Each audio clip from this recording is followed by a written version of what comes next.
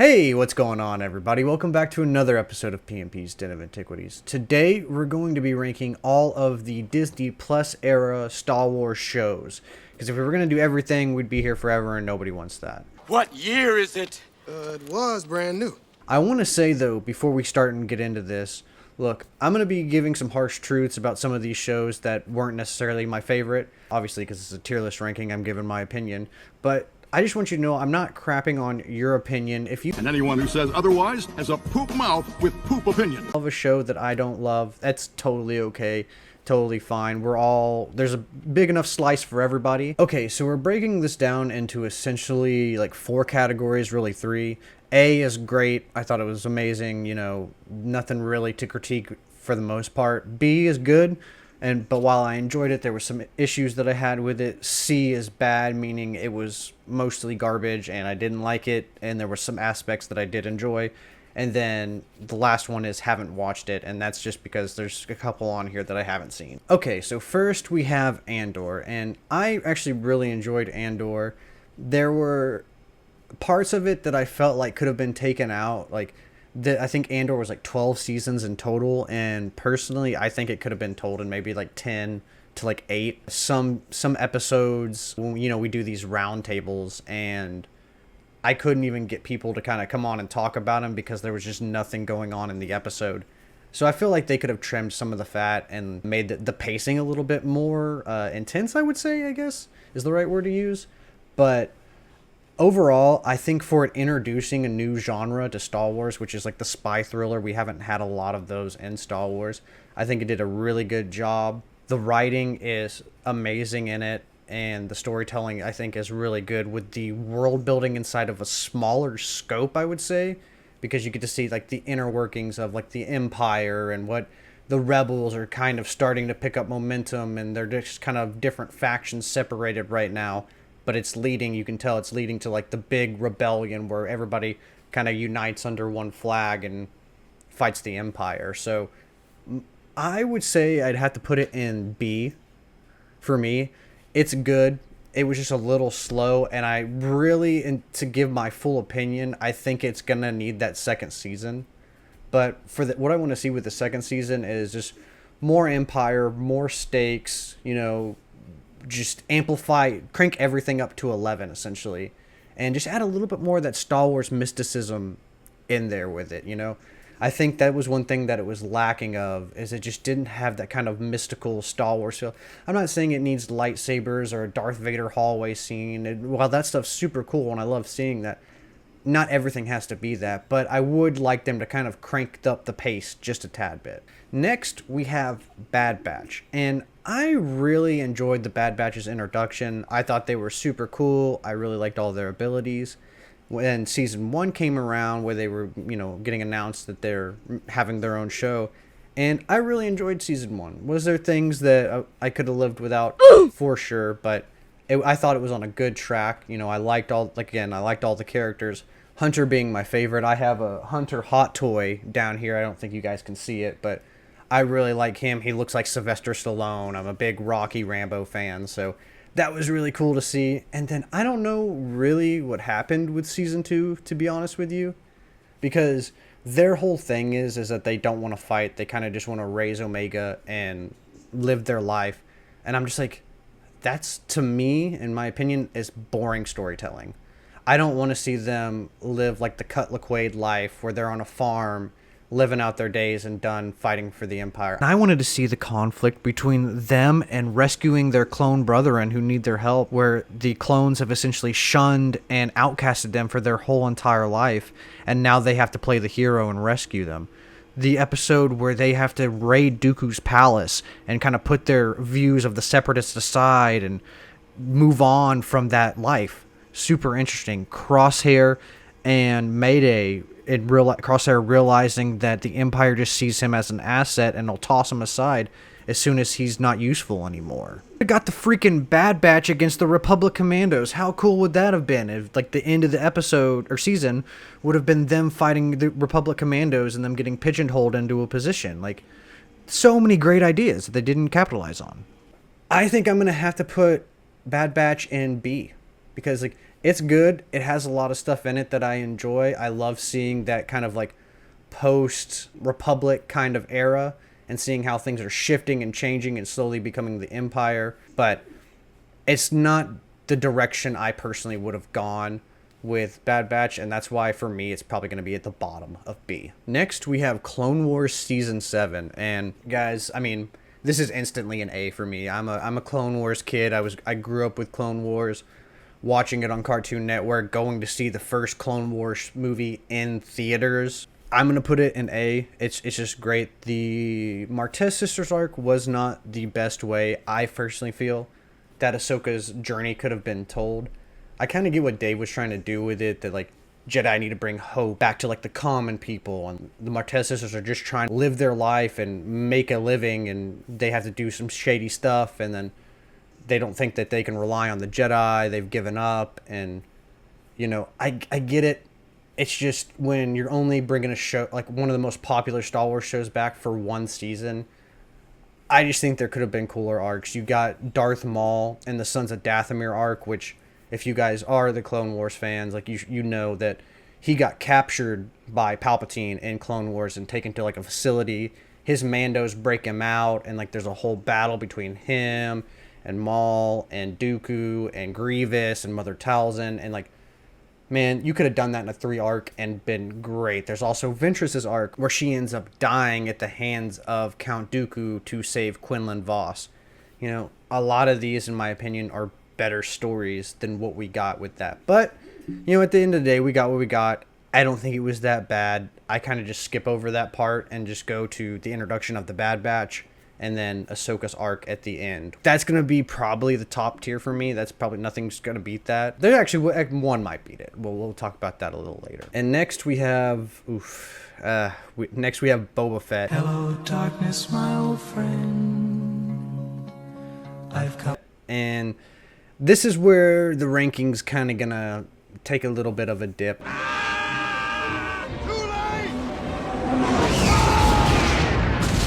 I try not to focus on the negative on my channel. I just try and talk about the stuff that I'm positive about and the stuff that I'm actually interested. I just don't really understand what happened with Boba Fett. You know, you get all these other shows, and they just have such a level of detail. The writing's good. And I don't know, I just felt like the writing for Boba Fett was all over the place.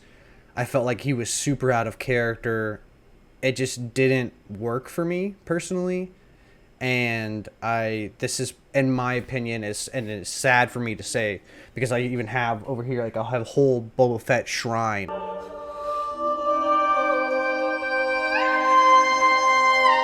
you know, dedicated to him, because he was like one of my first loves of Star Wars. Like, I thought his helmet and design were cool. He was cool. Like, that was kind of one of the things that gravitated me to Star Wars, and to kind of see him become whatever he became was not good.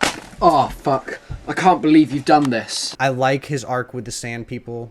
I think that was cool that he found another family. He tried to get out of the life. It was just weird because what we got in Mando Season 2 with him, you know, being a badass and beating the crap out of all the stormtroopers and shooting them and just doing all that stuff, like, and then we go to the book of Boba Fett, and they feel like they're two completely different characters. It didn't, to me, seem like they had a vision for present-day Boba and what was going on with him, because, like, all the present-day stuff was very loosey-goosey. The biker gang was not in the aesthetic of Star Wars. Like, they completely missed the ball on that. Like, you're going to tell me that they're on a planet covered in sand, grime, weathering, and yet they have polished bikes like they're supposed to be on Coruscant. And even like their outfits and stuff like that, like, are completely clean. They haven't done anything. Like, it just doesn't make any sense for me. There's nothing in Mos Espa that's clean. Literally nothing. So for them to have clean stuff, just, it didn't fit the aesthetic. And I feel like, while I don't really mind the daimyo aspect of Boba Fett becoming like a crime lord, I feel like they should have gone more John Wick with it, where like he kind of gives up the life of bounty hunting, being like a killer, you know, cutthroat, and something drastic happens, aka all the Tuskens become massacred, and he loses his family again. that kind of pulls him back into the universe. Now, he wouldn't have to go back to bounty hunting necessarily, but this kind of like soft Boba Fett where he's just like, oh, I don't want to kill anybody. I want to rule with respect. You know, like there's good things about that for sure. And Boba Fett can definitely have those traits. I'm okay with him learning and not just being like a ruthless killer. And at the same time, Boba Fett is somebody who, if you get in his way, he will remove you from it so he can achieve his goals. I don't really understand. As soon as the Sand People died, he instantly attacked those Nikto speeder bike gangs and then kind of drops it. I feel like he should have been taken out everybody, all the other gang members. Like, this is Sunday morning errands for him. Like, he shouldn't have any problems. And even if he did, he should have called the endless number of bounty hunters that he had years of experience pulling off jobs with. And don't even really get me started on the Pikes, because man, they just don't feel like a threat at all. And it's like, seems like they're such a big threat. Like, I don't really understand. Like, Boba's been working for all of these syndicates for years. He should know them like inside and out and how they work, because that's how his mind works. And they just don't seem like a threat at all. To me, the Hutts were a way more of a compelling story. Or even if you didn't want to do the Hutts and just leave them off to the side, bring in Crimson Dawn and bring in Kira from Solo and what's going on with that. And maybe it could be like a War of the Bounty Hunter sort of thing. And I feel like that would have been so much more of a compelling story to tell. It did have some cool stuff in it. I'm not going to lie. Like, I really love his outfit. I'm actually making a Book of Boba Fett cosplay because I like Boba Fett and the solid black. His armor looks really clean. I love the scratches, the way that they reappear. It just frustrates me so much because I feel like they had something really great going and they just kind of squandered it. Because, like, Cad Bane looks super cool. Boba getting a Rancor and riding a Rancor, super cool. But one of the issues that I have with it is literally the best episodes, in my opinion, don't even have Boba Fett in them. What the hell? You know? And the episodes with Din seem way higher quality, way higher budget. They're so well written. Like, I'm like, what the heck is happening? Like, why is he getting sidelined in his own show where, like, literally he doesn't appear for 2 episodes? And on top of that, they basically undo the ending of Mando Season 2 by Grogu going back with Din, which also doesn't make any sense, and I feel like hurt Mando Season 3. It's unfortunate that I'm kind of going down this negative path. I just care a lot about these characters and these stories, and I feel like they aren't being treated with respect. This show could have been something amazing, and I just feel like they squandered it. They could have done something super cool, and I think I am going to make a video basically saying like what I would have done if I was in charge of the show. I have some ideas that could keep within the path of the Book of Boba Fett and what happened in it, but making it so much better. But yeah, I can talk about Boba Fett all day and what I don't like about it. Unfortunately, I am going to have to put that in C, bad, because there were, like I said, there was some cool stuff in it. It wasn't it for me. And to me, it's the worst show that Disney Plus has produced thus far. But on to a more positive note, next we have Mando, which season 1 and 2 I thought were great. Sure, some episodes were kind of and I think you're just gonna have that with like TV show based things, is like some episodes are just not gonna hit as hard as others, and that's just kind of the unfortunate truth to TV. But season 3 kind of felt a little weird to me. That's honestly, I would put Mando in A if it was just season 1 and season 2, but season 3 kind of brought it down in quality for me. You know, I felt like there was a lot of cameos in season 3. It didn't focus on Din Djarin, it focused on Bo-Katan, which I enjoy Katie Sackhoff and her acting. I enjoy Bo-Katan, but it just like, it kind of felt like since the Rangers of the Republic show got canceled, they were just trying to fit that arc into Mando. Same thing with like the Boba Fett episodes. Like, to me personally, I think if Grogu would have came back at the end of Mando season 3 and Din would have had to go on this journey alone and by himself, and then them reconnect at the end, would have been much more impactful than just having him wedged into Book of Boba Fett just so you could get him back with Grogu. And don't get me wrong, there's still a lot of good stuff in Mando Season 3. Mando gets to go to the mines of Mandalore and see what happened to Mandalore after the Empire had bombed it. We get to see a live-action mythosaur for the first time. The Mandos invade Navarro and take it back from the pirates, which is a super cool scene. A lot of action. There's a lot of dogfighting in space that I think they really nailed. We get to see a Grogu flashback with Order 66 where Ahmed Best comes back. We get live action clones. So there is a lot of good stuff that happened in the show. I just felt like season 3 was a little loosey-goosey, you know. I felt like the ending could have used at least like 2 more episodes. It felt super rushed and not well thought out. And I don't really understand their episode hierarchy. Because like Andor gets 12, Kenobi gets 6. Like I think Boba also had 6 or 7. I don't remember. And like Mando has like 8 or something. Like I don't understand the difference and like what, you know, I don't work in the industry. I don't know how it goes, but sometimes the episode rearranging is very strange to me. But so I think I'm going to have to put Mando in this category, and I'm going to put it actually above Andor because I like the mysticism and kind of it feels more like Star Wars to me than Andor does, but Andor has better writing and cinematography than Mando. So that's kind of where I sit with that. Andor might move up. Who knows? With season 2, if season 2 is a hit just like season 1 was, it might push Mando down. But as of right now, that's kind of where I'm leaving it. Next, we have Ahsoka. And while this show didn't blow me out of the water, well, some parts did, but in its entirety, while it didn't blow me out of the water, I think this show has so much potential. There was so much mysticism, and it just felt very Star Wars to me, which I felt like some of these other shows were lacking and didn't have. I wasn't crazy about Sabine using the Force. Me coming from Rebels and being a Rebels fan, it's not hinted at all in Rebels, especially when she's training with Kanan and Ezra to use the Darksaber. Like, nothing's mentioned. Kanan doesn't sense anything. Ezra doesn't sense anything. And then we get this, 10 years of off-screen development with her and Ahsoka, and suddenly she's Force sensitive. And even though she doesn't have, crazy skills, she still has the ability to use the Force. That part I didn't like, but it didn't ruin the show for me, you know. As a Clone Wars kid, seeing episode 4, 5, I think it's 4 and 5 where Anakin shows up, that made the show for me in its entirety, just because of how much I love Clone Wars. Seeing Hayden Christensen back as Anakin in his Clone Wars armor, getting Phase 1 clones, getting young Ahsoka and the Siege of Mandalore, all of that stuff is amazing. Oh, even Rex, in his messed up armor. But I think, as a whole, this show isn't as polished as, say, Mando or Andor. But I think that there are a lot of potential for season 2 moving forward. You got to keep in mind that Dave Filoni is an animator.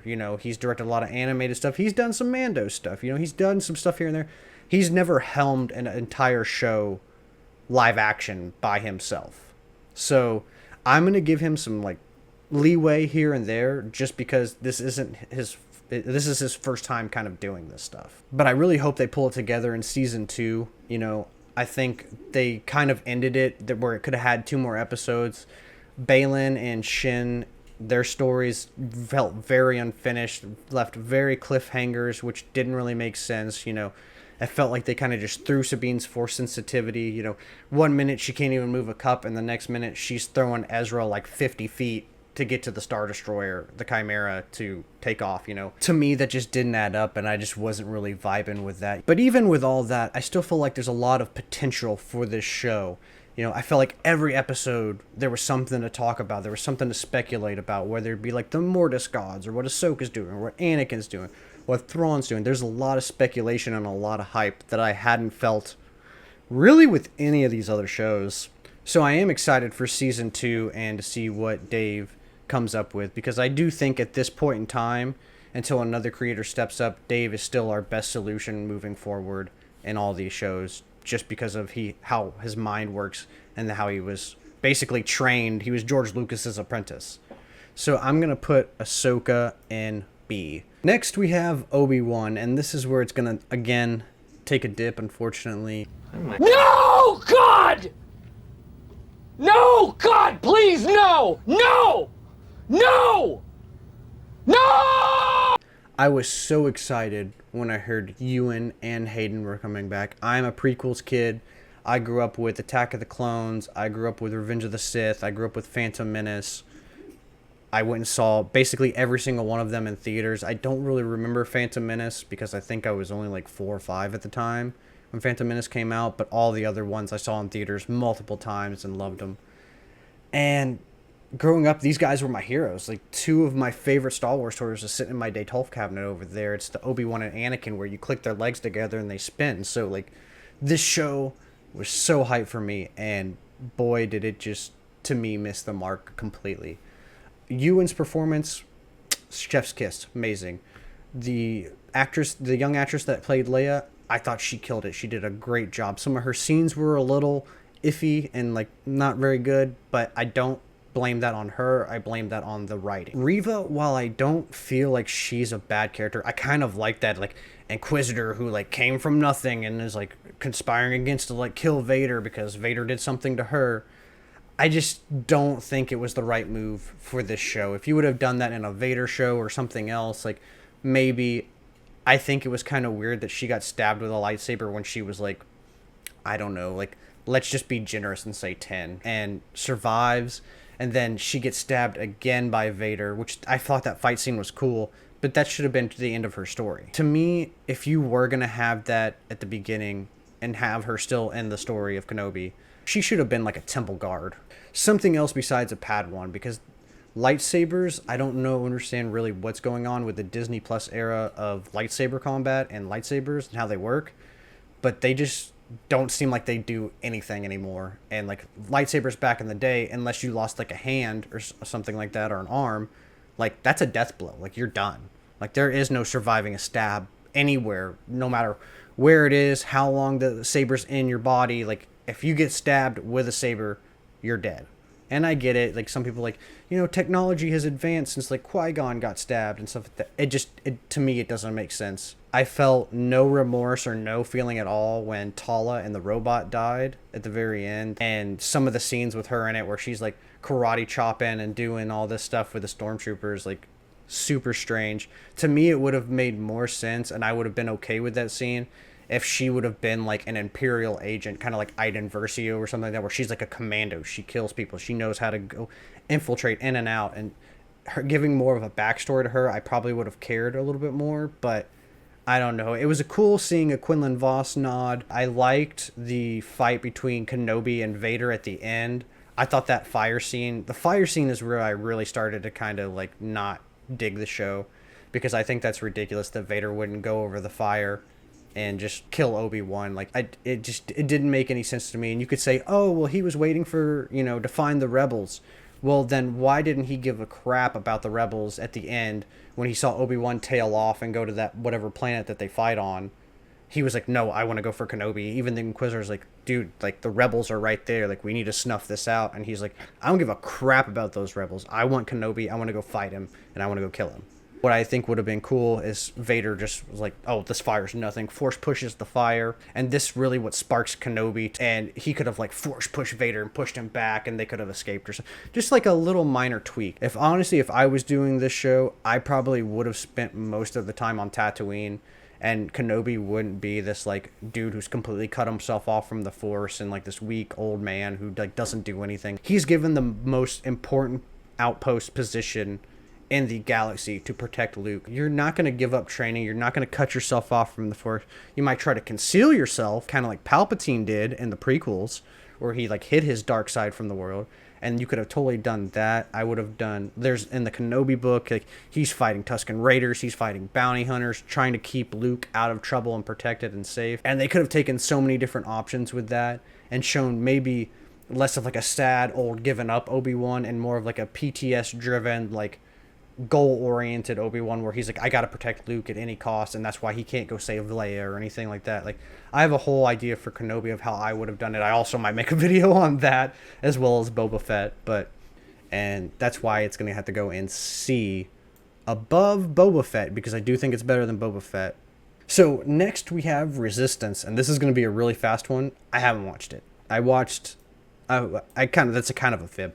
I watched the first like episode or two and was like, this just wasn't for me. The art style was cool. I like the cell shading. I don't really care about this time period. It's no secret that I'm not a huge sequel fan, and just the characters and the storyline just didn't grip me. So I was like, hey, not everything's going to be for you. Next, we have Tales of the Jedi, which is another amazing one. This is going to be A, obviously. It's going to go in the great.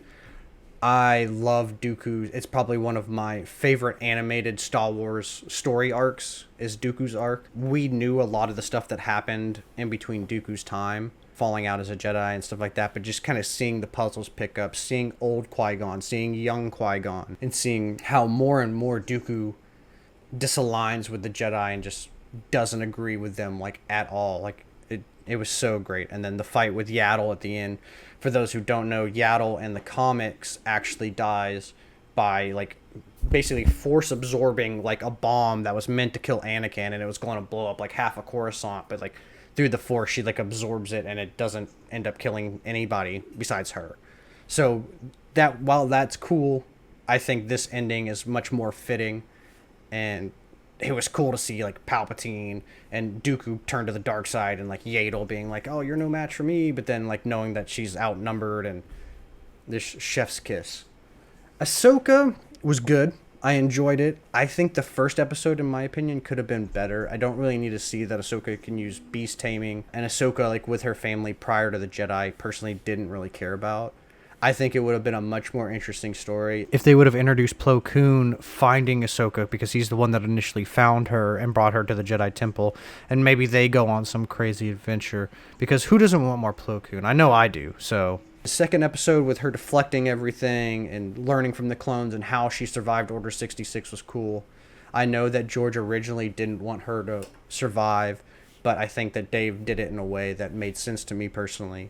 And with this little story of her being able to deflect and know the troopers' movements and sense it through the Force, basically put a little pieces of the puzzle back together for me. And then we get the third arc, which I really enjoyed. I love the Inquisitor and how the power scaling is totally imbalanced. She basically finishes him in one hit and really shows that she's completed a good chunk of her training and that she can hold her own in the world. So I'm going to put this one, honestly, I think I'm going to have to put it below Clone Wars Season 7. I really like it. I hope we get more. I hope we get a season 2. I hope we get a Tales of the Sith and a Tales of the Bounty Hunter. There's a lot of cool stories there that I think they could write, just like little short arcs for different people, like Django, for instance, where we go through the earlier stages of his life where he becomes basically the most feared bounty hunter out of everybody. Or we could get something like Exar Kun or Revan in the Tales of the Sith. There's so many different stories that can be told, which is awesome because it basically makes the show have endless amounts of potential. So hopefully we get to see more. And heck, I'd even watch a Tales of the Smuggler if they threw that in there. I want some more smugglers in the galaxy. Okay, so next we have Rebels. And Rebels is a bit of an interesting one because the story and the characters are really interesting, but on the other hand, to me the art style falls flat. And I get it before you guys jump to the comment section and be like, well, this was like Ralph McQuarrie's like original art and they drew inspiration from that. To me, there's a reason why some things are 2D and some things are 3D. As a 3D artist myself, it just didn't transfer really well, and I think the art style is really goofy and it's hard for me to take serious. On the other hand, I think there is a lot of great storytelling if you can look past the art and just do the storytelling, especially if you're an OT fan. I think you'll really like Rebels because some of the arcs are very similar to the OT trilogy. They play a lot of the original OT like musical themes, and then a lot of the OT characters pop up too, which is really good. And it doesn't really stop there too. I feel like it offers stuff for the prequels and Clone Wars fans because they introduce the clones, they introduce Ahsoka, they reintroduce Maul. There's so many different avenues, and this show's pretty diverse for what we got. I think I'm gonna have to put it in B. And you know what? I think I am going to make a revision to this, and I think I am going to downgrade Bad Batch to the top of B. Because like I said, while it was good, I liked the characters. I think Season 2 just took a turn for me where I just didn't care about the show as much anymore. So I think I'm going to drop that back to B. But next we have Visions, and I thought the first season was really good. There were some episodes that were just like, oh, they're just fun, lighthearted, and then there were some really awesome episodes. The first one with the Ronin character with the umbrella lightsaber, which is like ridiculous but super cool at the same time. The Elder was an also really compelling story where a master and apprentice were pitted up against a elderly Sith Lord, and it was very samurai-esque with the rain and how it was fought. And I really enjoyed that story. And then after that, we got the Ninth Jedi, which is also super cool. It played with like the saber lengths and that your saber changes colors depending on the user and how they feel and their emotions. And then all the Sith Lords their Jedi turned Sith Lords at the end, and they had to fight, was also a really interesting concept. But yeah, no, Visions was good. The first season was great. The second season, in my opinion, wasn't as good as the first one. They definitely had some good episodes in it.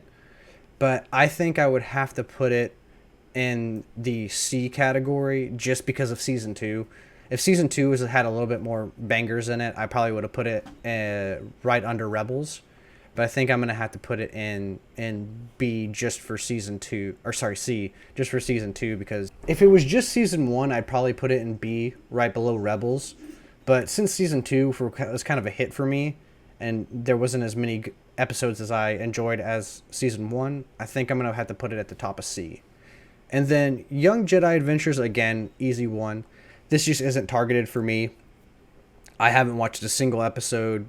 Don't really care, not really interested. It's just not tailored for my demographic. So this is my ranking. Let me know what you guys think down in the comment section down below. I'd love to hear your opinions and how you rank your shows. You guys know this, and I say this all the time.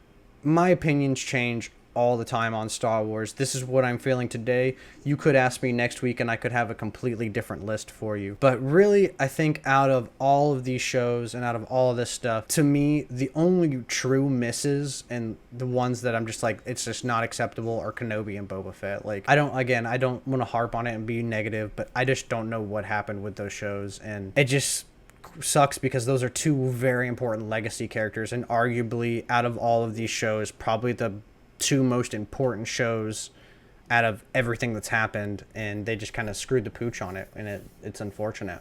But like I said, let me know what you think down in the comment section down below. Thank you guys for watching, and as always, may the Force be with you.